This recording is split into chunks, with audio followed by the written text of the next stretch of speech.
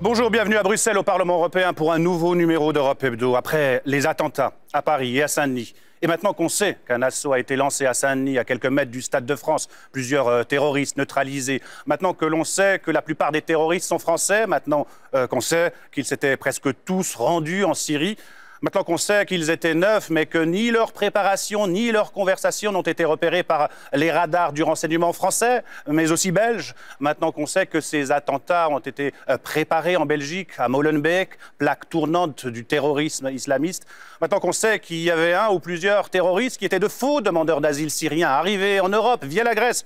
Après les attentats, que peut faire l'Europe? C'est bien le sujet d'Europe Hebdo aujourd'hui et je vous propose de commencer cette émission avec cette image. Moment solennel et beaucoup d'émotions aussi. Les députés ainsi que le personnel du Parlement européen ont entonné la Marseillaise et ont respecté une minute de silence à Bruxelles, comme vous le voyez, pour rendre hommage aux victimes des attaques à Paris. Président de la Commission européenne, Jean-Claude Juncker, la haute représentante de l'Union pour les affaires étrangères, Federica Mogherini, et le secrétaire d'État français chargé des affaires européennes, Harlem Désir, étaient également présents lors de la cérémonie. Le message de Martin Schulz, le président du Parlement européen, dans la douleur, nous, Européens, sommes aux côtés du peuple français. Alors, avec vous, on va essayer de comprendre s'il y a eu des erreurs, des faiblesses ou une impuissance européenne. Direction Molenbeek, plaque tournante du terrorisme islamiste. Des arrestations liées aux attentats de Paris ont eu lieu dans cette banlieue bruxelloise connue pour avoir abrité de nombreux terroristes. François Goulin.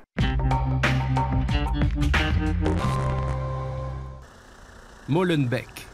Tous les Belges connaissent le nom de cette commune de la banlieue de Bruxelles. Et les arrestations qui ont eu lieu dès le lendemain des attentats de Paris ont conforté sa réputation. Cette ville, très pauvre, touchée de plein fouet par le chômage, est une des bases européennes du terrorisme islamiste. C'est une commune d'abord qui est une commune relativement populaire, en tout cas pour certains de ses quartiers, avec une population issue de l'immigration qui est à peu près de 50% en moyenne, et dans cette population, une frange radicale. Pas très importante, on parle de quelques pourcents, mais réelle. Et depuis des années, c'est-à-dire depuis 20 ou 30 ans. On a donc vu s'installer à Molenbeek des gens qui sont devenus des espèces de chefs de file de l'islamisme radical, non seulement en Belgique, mais en Europe.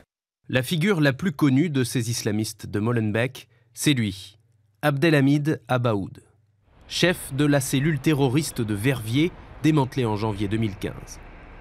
Il est d'ailleurs impliqué dans la préparation des attentats de Paris. Mais la liste ne s'arrête pas là. Le français Mehdi Nemmouche, l'auteur de l'attaque contre le musée juif de Bruxelles en mai 2014, est passé par Molenbeek, tout comme le jeune Marocain Ayoub El Kazani qui a mené l'attaque dans le Thalys en août dernier. Face à ce foyer de djihadistes, le gouvernement belge assure qu'il va frapper fort. Je vais faire le ménage à Molenbeek. Je vais regarder pourquoi ça ne va pas là-bas et comment on peut faire pour arranger les choses. Ça ne peut plus durer.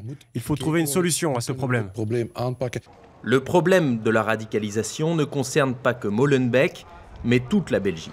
Le pays produit le plus de combattants islamistes d'Europe. Dans ce petit État de 11 millions d'habitants, 494 djihadistes ont été identifiés par les autorités, dont 272 sont en Irak ou en Syrie, et 134 sont revenus. Autant de menaces potentielles pour la Belgique, mais aussi pour l'Europe.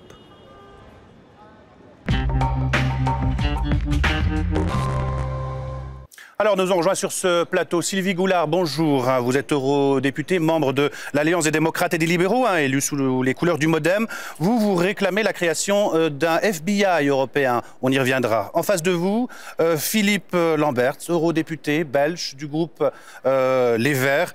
On vient de voir le sujet de François Goulin, des attentats à Paris, mais des ordres qui seraient venus de Belgique et de Syrie. Est-ce que la Belgique est une plaque tournante du terrorisme islamiste ? C'est clair qu'il y a des cellules terroristes qui résident en Belgique. Ce n'est pas une grande nouveauté. Quand on parle de la bande des Buttes-Chaumont, là c'est plutôt en France. Lorsqu'on parle de certains quartiers de Londres, c'est plutôt au Royaume-Uni. On sait qu'au sein même de l'Europe, il y a un certain nombre d'endroits où des cellules terroristes ont prospéré. Les attentats de 2001 étaient plutôt partis d'Hambourg, en Allemagne. Donc oui, ce sont des choses qui existent et auxquelles il faut s'attaquer. Ce que je constate, c'est que, dans la plupart des cas observés, les terroristes sont des citoyens de nos pays. 2, que la plupart d'entre eux étaient connus des services de police, mais qu'en règle générale, le renseignement dont nous disposions n'était d'une part pas communiqué entre les différents services de police, parfois à l'intérieur d'un même État et certainement entre les États, et par ailleurs qu'il manque des ressources pour exploiter ces renseignements, c'est-à-dire mettre ces gens sous surveillance. Ce qui me revient de mes conversations avec les services de police, ce n'est pas que nous manquons de renseignements, mais bien qu'on manque de ressources pour exploiter le renseignement, c'est-à-dire mettre ces gens sous surveillance. Sylvie Goulard, il y a un manque de coordination entre les services français et les services belges ? Je ne crois pas que le problème soit seulement une question de coordination. Il faut d'abord expliquer aux téléspectateurs une chose simple. L'illusion du territoire gouverné par un État sur lequel il y a une autorité et les personnes qui sont une menace pour cet État se trouvent sur ce territoire. Malheureusement, ce n'est plus comme ça. Ce n'est pas une question de le vouloir ou pas, c'est une réalité. Les terroristes sont mobiles, de même que le climat est une menace qui vient d'ailleurs. Donc l'organisation de nos États n'est probablement pas adaptée au monde dans lequel on... La lutte contre le terrorisme, c'est une compétence nationale, hein, ce sont les États. Mais qu'est-ce que ça veut dire? Vous pouvez répéter juridiquement que c'est une compétence nationale et vous avez 200 morts à Paris comme le week-end dernier. Donc moi, ce qui m'intéresse, c'est pas de défendre des structures juridiques, c'est de trouver des solutions.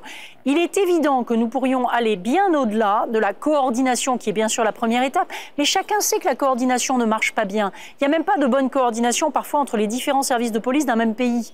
Donc ce qu'il faut, c'est franchir un certain nombre d'étapes, mettre de la confiance pour que l'information disponible circule, réfléchir aux moyens que nous avons collectivement voulu donner à la sécurité.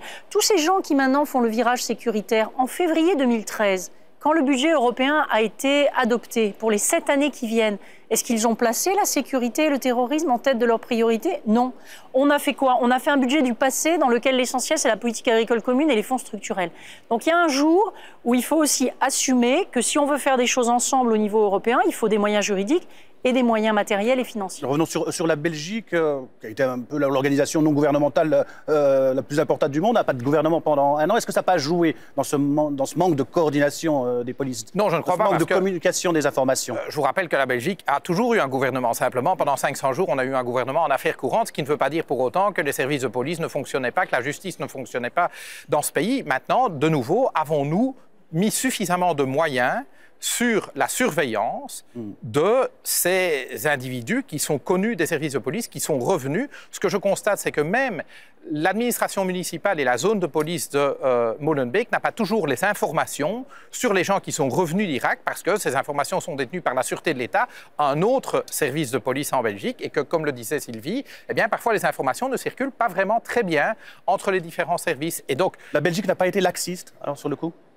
Est-ce qu'elle a été laxiste? En tout cas, elle n'a pas mis les moyens suffisants pour exploiter le renseignement dont on disposait. À nouveau, nous avions le renseignement, il fallait peut-être l'exploiter de manière un petit peu plus ambitieuse. Mais là, je pense en effet qu'il nous faut peut-être une sorte de police fédérale européenne si nous voulons pouvoir s'attaquer à une menace qui nous touche tous en Europe.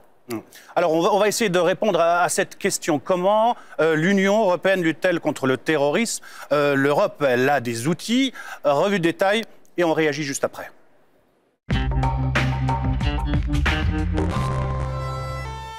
En Europe, la lutte contre le terrorisme reste avant tout une compétence nationale.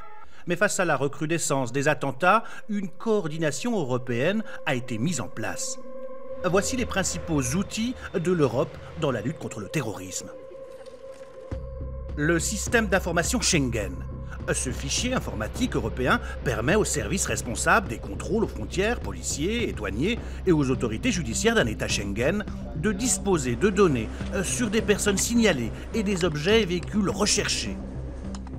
Le mandat d'arrêt européen. À la suite des attentats du 11 septembre 2001, la procédure du mandat d'arrêt européen est adoptée pour faciliter l'extradition de personnes condamnées d'un État membre à un autre. Enfin, le registre des passagers aériens. C'est le dossier sensible. Le PNR a été créé aux États-Unis à la suite des attentats de 2001. Il s'agit d'un ensemble de données collectées par les compagnies aériennes lors de la réservation d'un vol ou de l'enregistrement. Ça marche pour les vols en direction des États-Unis. Ça ne fonctionne toujours pas en Europe. Le partage des données des passagers aériens entre les différents pays d'Europe est toujours freiné. C'est attentatoire aux libertés individuelles, disent les écologistes européens. Aujourd'hui, le ton est monté d'un cran. Face aux attentats, le président français pose ses exigences à l'Europe. Il est également impératif que les demandes que la France a exprimées depuis longtemps trouvent en Europe une traduction rapide. Je pense à la lutte contre le trafic d'armes, à la mise en place des contrôles coordonnés et systématiques aux frontières et à l'approbation avant la fin de l'année 2015 de ce qu'on appelle le PNR européen. Européen, c'est tout simplement pour assurer la traçabilité du retour des djihadistes et les interpeller. Voilà les exigences. L'espace Schengen, c'est 400 millions de ressortissants. Avec Schengen, ces pays ont supprimé les contrôles systématiques à leurs frontières intérieures, mais imposent des contrôles aux frontières extérieures. 40 000 km de frontières maritimes et 8 000 km de frontières terrestres. Avec les attentats, une réforme du dispositif Schengen est actuellement discutée par les États, notamment sur la question du rétablissement des contrôles aux frontières nationales. Voilà, on a vu un peu les outils dont dispose l'Europe dans la lutte contre le terrorisme. Il y a une pomme de discorde, le PNR, un Passenger Name Record. C'est l'enregistrement des noms des passagers dans les compagnies aériennes. Pour vulgariser, c'est un fichier nous permettant de savoir qui prend l'avion. Le PNR, le Parlement européen, ferait de la résistance sur ce projet. Les écolos ne sont pas d'accord. François Hollande veut que ce soit mis en place rapidement, que l'Europe se réveille. C'est pour quand le PNR? Pourquoi ça bloque? Sylvie Goulard. Alors d'abord, ça ne bloque pas. Contrairement à ce qu'on dit à Paris, les discussions sont en cours. Deuxièmement, le Parlement européen a refusé... Il y a eu de la résistance quand même du Parlement. Oui, mais pour de bonnes raisons. Absolument. Et il faut que chacun assume ce qu'a été son rôle dans cette affaire. L'idée, c'est quoi? On fait un fichier de données. Vous avez vu l'émotion que suscite une décision de la Cour de justice qui protège nos données. Le Parlement européen a voulu protéger les citoyens européens. Pas dire on ne fait pas le PNR. Dire si on fait un PNR, si on fait des interconnexions de fichiers, on a à apporter un certain nombre de garanties. Les protéger de quoi alors? C'est attentatoire aux libertés individuelles? En droit français, comme dans le droit de la plupart des États membres, toute la collection de données repose sur un certain nombre de règles. On ne peut pas constituer des fichiers. Pourquoi? Parce qu'on ne veut pas faire un fichier des Juifs, on ne veut pas faire un fichier des Arabes, on ne veut pas faire un fichier des gens qui n'aiment pas telle ou telle chose. Donc c'est un risque majeur pour les libertés. Ça ne veut pas dire qu'il ne faut pas le faire, ça veut dire qu'il faut le faire avec... Ça se fait quand on va aux États-Unis, le PNR, ça marche. Ah ouais. Mais les Américains peuvent voter toutes les lois qu'ils veulent. Ils ont fait Guantanamo aussi. Je sais bien qu'en France, en ce moment, il y a des gens qui veulent faire Guantanamo. Les Américains, c'est les Américains et l'Europe est souveraine dans ses décisions de liberté publique. C'est en Europe qu'il y a eu la Shoah. C'est en Europe qu'il faut qu'on fasse attention à un certain nombre de dérives. Encore une fois, les négociations sont en cours. Le Parlement européen avait rejeté une première version. La Commission européenne pouvait revenir plus vite avec un texte. La France, en 2013, pouvait à ce moment-là venir avec des exigences. Donc, il ne s'agit pas pour le président de la République d'un pays, et encore une fois, ce pays est sous le choc, c'est le mien, je comprends sa réaction, mais de fixer des dates aux autres. Il s'agit de trouver ensemble un système qui soit à la fois efficace pour collecter les données, mais dans lequel il y a un certain nombre de garanties qui permettent que ça se passe bien pour éviter que ces fichiers qui seraient récupérés, même ne serait-ce que de manière frauduleuse, puissent servir à des fins qui ne seraient pas des fins correctes. Philippe Lamberts, vous êtes écologiste, c'est votre groupe qui ne veut pas que le PNR... Non, c'est pas que les écologistes. Écoutez, si c'était avec mon groupe qui paie 50 députés sur 750, je pense que ce serait nous faire beaucoup d'honneur de nous dire que nous sommes capables, à nous tout seuls, de bloquer un dossier européen. Tous les arguments que Sylvie a développés sont parfaitement fondés. Il y a un principe de base en démocratie, c'est la proportionnalité entre la restriction de liberté, ici la collecte généralisée d'informations, et l'objectif recherché. La question qu'il faut se poser, c'est: ignorions-nous l'identité de ceux qui ont commis des actes terroristes cette année-ci en France, avant ça en Espagne, en Italie, en Belgique, au Royaume-Uni, etc. La réponse est non. Ces types étaient connus. Donc on ne vient pas me dire qu'il fallait qu'on puisse les repérer. Ils étaient repérés. Ils étaient repérés. Donc le PNR, en l'occurrence, n'aurait servi à rien du tout. Ces types sont venus en voiture, en métro, mais pas du tout par l'avion. Alors bien sûr, ils auraient pu prendre l'avion depuis la Syrie, ils viennent de Syrie. Eh bien, on les a repérés. Donc on n'a pas eu besoin d'un PNR européen pour les repérer. C'est ce que je constate. Et donc on voudrait nous faire croire... Qu'est-ce qui vous fait peur dans le PNR? Mais ce n'est pas une question de faire peur, c'est une question de principe. Oui. Trouvez-vous normal que toutes les données de tous les passagers, de tous les vols qui circulent en Europe, soient collectées sans aucun mandat judiciaire et fournies en vrac aux services de police? C'est là quelque chose qui, en fait, est complètement disproportionné par rapport à l'objectif recherché. À nouveau, quand je discute avec des policiers qui sont actifs sur le terrain, ils nous disent, en général, le PNR nous sert a posteriori pour tracer l'itinéraire des gens. Et lorsque nous avons des suspicions, c'est sur des gens identifiés, leurs familles, leurs proches, et donc nous sommes capables de cibler les données dont nous avons besoin. Moi, je n'ai absolument aucun problème pour que, sur une base ciblée et avec mandat judiciaire, les données soient collectées, aucun problème, mais nous n'avons pas besoin de collecter massivement et généralement les données en Europe. Est-ce qu'on sera capable de les exploiter? Si vous voulez, moi, une des choses aussi qui me fascine, c'est que vous voyez le nombre de gens, de millions de gens qui prennent l'avion. Donc, je crois qu'il faut raison garder en ce moment. Il faut vraiment essayer de trouver des solutions. Vous pensez qu'on est tombé dans le trop sécuritaire et qu'on ne réfléchit pas? Et en tout cas, c'est le moment de maintenir un certain nombre de principes. Sinon, ce sont les terroristes qui gagnent. Exactement. Ils veulent nous faire peur. Si nous paniquons, c'est eux qui gagnent. Donc, dans tous nos pays, ça a été rappelé par Philippe Lambert, il y a un principe, c'est que la police agit en principe, sauf état d'urgence, et j'ai soutenu le président de la République dans sa décision, là, dans ces circonstances-là, de déclarer l'état d'urgence, mais c'est l'exception. Mais le principe normal, c'est que quand des opérations de police ont lieu, elles ont lieu sous le contrôle de magistrats. Voilà. D'où la nécessité d'avoir un parquet européen. Je reviens un instant dans votre reportage, vous parliez du mandat d'arrêt européen. Il se trouve que j'étais auprès du président Romano Prodi, président de la Commission en 2001, au moment des attentats du 11 septembre. Depuis des mois et des années, la Commission européenne disait « dotons-nous de cet outil ». Par exemple, à l'époque, et Dieu sait si c'était sensible pour l'affaire Dutroux, parce que vous aviez des pédophiles, vous avez des gens qui s'engouffrent dans les brèches de la construction européenne actuelle, qui ne sont pas des gens sympathiques. Terroristes aujourd'hui, pédophiles hier. Nous plaidions à la Commission européenne pour que ce dossier avance. Les États membres disaient non. Si j'ose dire, c'est grâce aux attentats du 11 septembre, pour avoir une annonce à faire, pour dire qu'ils faisaient quelque chose, et alors que ça n'avait aucun rapport avec les attentats du 11 septembre, que les gouvernements l'ont accepté. Alors, est-ce que de temps en temps, on pourrait agir en amont, avant qu'il y ait des victimes, avant qu'il y ait des personnes qui meurent? Et là, les questions qu'il faut se poser, c'est on a besoin de garde-côtes aux frontières, comment on les organise? On a besoin, bien entendu, de circulation d'informations PNR et autres, comment on l'organise? On a besoin d'une police fédérale européenne, comment on l'organise? Et pas de toujours réagir, voire surréagir aux événements. Sylvie Goulard, le président de la République, a dit qu'il allait invoquer un article du traité de l'Union européenne, l'article 42.7, qui prévoit la solidarité des Européens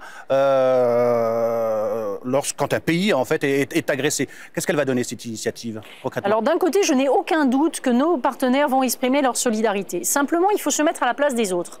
La plupart des pays d'Europe n'ont pas, contrairement à la France, la même tradition militaire et n'ont pas été frappés récemment par des attentats aussi cruels. Il y avait une autre base juridique dans le traité, qui est une base juridique spécifique pour le terrorisme, qui est l'article 222 du traité, et qui permettait un jeu institutionnel plus large. C'est-à-dire, ce n'était pas la France demande aux autres États un soutien militaire, c'était l'Union européenne, avec la force de ses institutions, avec l'information de ce Parlement, l'Union européenne est autour de la France. Je pense Mais l'Europe, dans le théâtre des opérations extérieures, elle est aux abonnés absents un peu. Mais comment vous voulez faire? C'est marrant. Il n'y a pas de politique étrangère et de sécurité commune, c'est ça, c'est un nain en politique étrangère. Mais une fois que vous avez affirmé ça, vous avez dit quoi? Moi, ce qui m'intéresse, c'est pas de réaffirmer toujours les mêmes choses, et je vous en veux pas à vous, c'est quelque chose qu'on entend partout à Paris. Mais ça, c'est un constat, c'est pas un constat qui permet l'action. Moi, ce que je vous dis, c'est que la France avait le choix entre deux bases juridiques. L'une qui est une coopération entre États, l'autre est sur un fondement militaire, l'autre qui est une coopération qui inclut les institutions sur un fondement de lutte contre le terrorisme. Je dis simplement, et sans vouloir critiquer bêtement le président de la République, mais que la deuxième base juridique me paraissait plus fondée. Pourquoi? Parce que dans les pays dans lesquels il n'y a pas de tradition militaire, dans les pays neutres, dans les pays... ça aurait été plus facile, plus rassurant. Et donc, comme ça, on aurait pu les amener à bouger. Moi, mon but, c'est de faire bouger les autres pays. C'est pas juste de leur balancer à la figure, vous êtes des nains politiques et vous voulez pas avancer. Parce que ça, c'est pas très constructif. Ouais. Alors, dans son discours, Martin Schulz a rendu hommage aux victimes des attentats à Paris et à Saint-Denis. Mais le président du Parlement européen a mis en garde qu'on ne fasse pas de l'amalgame entre réfugiés syriens ou irakiens et terroristes. On écoute et on réagit juste après.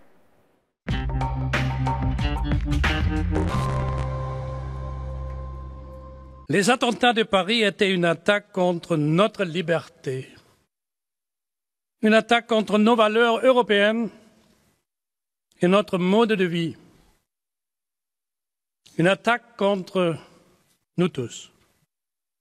Dans la douleur, nous, Européens, sommes aux côtés du peuple français. Nous sommes unis. Nous ne nous laisserons pas empoisonner par le venin de ces criminels. Si nous suspectons tous les réfugiés de Syrie, alors nous confondons victimes et meurtrières. car les réfugiés cherchent précisément chez nous un asile contre la barbarie de ces assassins.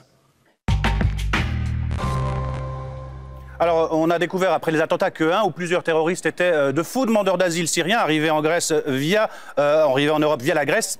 Est-ce que le risque de voir des terroristes partager le trajet des migrants venus de Syrie et d'Irak est réel ou c'est un fantasme? Philippe Lamberts. Alors, première chose, il faut raison garder. On a trouvé un passeport. On ne sait pas si ce passeport est vrai ou faux, peu importe. Donc, ne sautons pas aux conclusions. Est-ce qu'il est possible à des gens mal intentionnés de s'infiltrer dans un flux de réfugiés? La réponse est oui. Est-il possible à des terroristes d'arriver en Europe sans passer par là? La réponse est 10 fois oui. Parce que pour une personne suspectée d'être passée par le canal des réfugiés, ce qu'on constate, c'est que tous ceux qui ont commis les attentats à nouveau à Bruxelles, à Paris, à Londres, à Madrid, sont des gens qui vivaient ici, qui sont partis en Syrie, qui sont revenus non pas par un flux de réfugiés, parce qu'à l'époque, il n'existait pas, mais bien par des voies tout à fait normales. Donc, s'imaginer qu'en mettant une barrière à l'accès des réfugiés en Europe, on va régler le problème, c'est à nouveau se mentir. Et comme le disait Sylvie tout à l'heure, eh bien, dans des situations comme celle-ci, ce qu'on constate, c'est que, bien souvent, les gouvernements veulent simplement donner l'impression qu'ils font quelque chose. J'appelle ça de la gesticulation. Et donc, donner l'impression qu'on règle le problème en faisant des déclarations outrancières, c'est ce qu'on entend en Pologne et ailleurs, ou en prônant des mesures qui en fait ne sont pas des réponses aux problèmes. Et à nouveau, je voudrais vraiment, comme Sylvie, plaider pour que nous gardions raison, que nous essayions de regarder ce qui n'a pas concrètement marché. Et de nouveau, c'est principalement l'exploitation du renseignement plutôt que la question des réfugiés. Alors justement, Angela Merkel et François Hollande avaient demandé la création de hotspots, de centres de regroupement dans les pays où les réfugiés arrivent, pour précisément les enregistrer, pour savoir qui est véritablement demandeur d'asile, qui est migrant économique et qui est éventuellement terroriste en puissance. Est-ce que cette politique se concrétise? Sylvie Goulard. D'après les informations que j'ai, moi je ne suis pas dans ces hotspots, mais il me semble bien que les Allemands font une différence, à mon avis, justifiée entre des personnes qui ont été obligées de quitter des territoires en guerre. Je rappelle qu'en Syrie, la situation est effroyable, que les troupes de ISIS, justement, font des exactions, des exécutions. Et on devrait un peu moins se polariser sur nos morts. Toutes les victimes sont des gens à défendre. Donc les femmes yézidis qui ont été violées, réduites à l'esclavage sexuel, etc., dans ces régions-là, sont des victimes. Donc d'abord, ce sont des zones dangereuses. Ces gens-là ont une urgence. Il est évident que si, en passant par la Serbie, l'Albanie, etc., se rajoutent des personnes qui, veulent simplement améliorer leur vie, mais ne sont pas menacées dans leur existence, il faut arriver à faire quelque chose d'assez abominable, qui est un tri, mais il faut quand même y arriver. Et en tout cas, l'Allemagne y est fermement décidée. Ensuite, là encore, moi je suis toujours prudente, parce que comme l'a dit Philippe, on peut promettre aux gens qu'on va arriver à faire des choses. Et puis une fois que les émissions vont se calmer, moi ce que j'espère, c'est que vous allez faire des émissions sur la réponse européenne dans la durée, où on sera dans 6 mois. On est là pour ça, Sylvie Goulard. Dans un an. Mais oui, mais c'est important parce qu'on l'a bien vu après Charlie. On a toute une vague d'émotions, d'émissions et après le sujet repasse au deuxième plan. Donc il faut arriver à faire ça.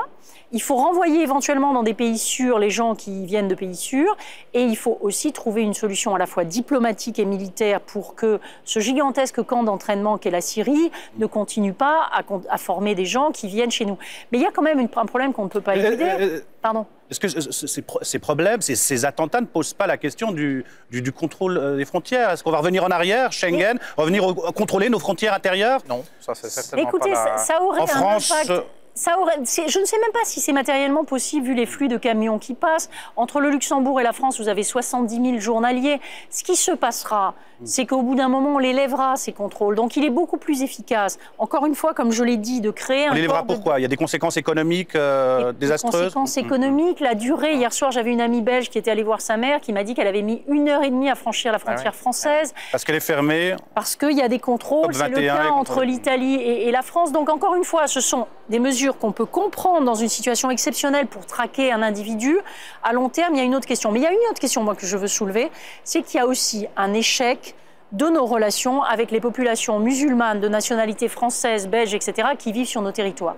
Ce qui se dit dans certaines mosquées n'est pas compatible avec les règles de ces pays. c'est pas un jugement de valeur, c'est profondément juridique. De même qu'on a à s'attaquer à la question des femmes. Qu'est-ce qu'il dit dans ces mosquées? Écoutez, il y a une vidéo qui circule sur YouTube, je ne sais pas si elle est exacte ou pas, où on voit un imam à Brest. Imam de Brest, Abou Deifa. Voilà, dire à des enfants que la musique est satanique. Et on voit bien le lien.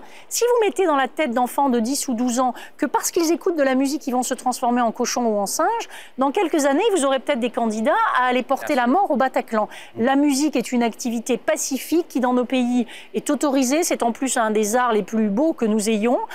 Il faut que nous clarifions ce genre de questions. Et je suis sûre, personnellement, que l'immense majorité des musulmans, évidemment, ne voient pas dans la musique l'objet d'une transformation en singe ou en cochon. Mais comment avons-nous laissé ces gens-là proliférer et pouvoir donner leur discours en toute quiétude dans nos lieux de culte?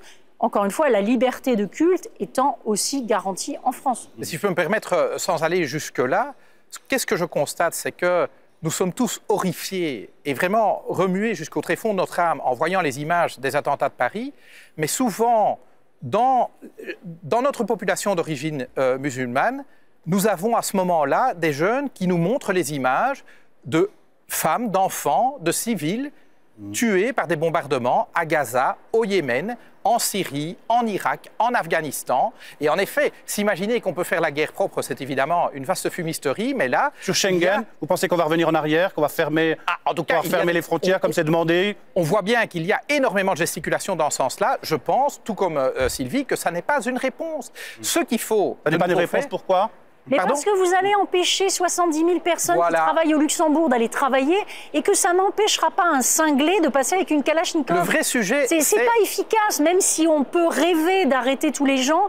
Qu'est-ce qu'on va faire? On va durablement empêcher tout mouvement de population. Et puis si un jour il y a un nid de djihadistes à Toulouse, qu'est-ce qu'on va faire? On va encercler Toulouse? On va empêcher les gens d'aller de Toulouse à Paris? Ça n'a aucun sens. Non, par contre, il faut absolument mettre des moyens dans l'identification des suspects et dans leur mise sous surveillance. Je suis désolé. Soyons ciblés. Ciblons ceux qui sont véritablement les adversaires et mettons-les sous surveillance pour les empêcher de nuire. Parce que la police pourrait même avoir moins de moyens pour surveiller les gens qu'il faut surveiller. En devant surveiller si on les se disperse à surveiller énormément de gens qui, eux, sont totalement inoffensifs. Sylvie Goulard, Philippe Lambert, merci d'avoir accepté notre invitation. Je vous propose de terminer avec une note de violon après les attaques terroristes qui ont ensanglanté Paris. Le Parlement européen a rendu hommage aux victimes, invitant les eurodéputés à se recueillir durant un adagio de Jean-Sébastien Bach, joué par une violoniste ukrainienne. Écoutez, bonne suite des programmes. Bye bye.